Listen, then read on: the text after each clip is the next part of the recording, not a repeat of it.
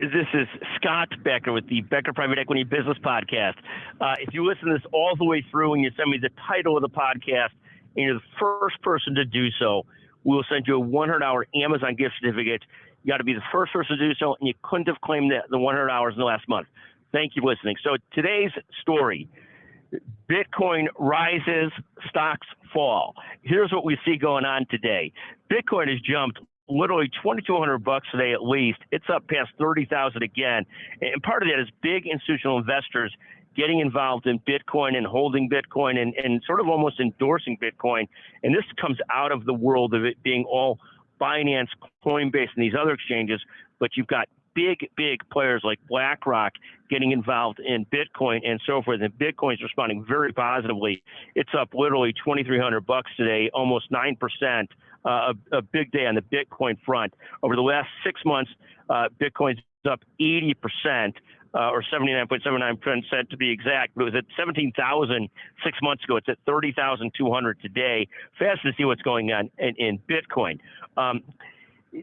Similarly but differently, the major stock indexes today are falling a little bit based on Fed Chairman Powell's comments to Congress that he expects that rates will continue to rise some to get that 2% inflation target.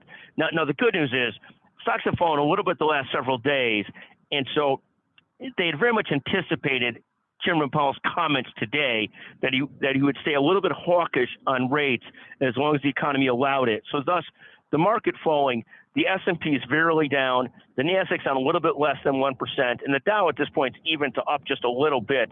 So while the market's gone down based on Chairman Powell's comments, the good thing about Chairman Powell is he's very good about telegraphing what he's going to say. So he said at last week's Wednesday's Fed meeting is very similar to what he said today at Congress.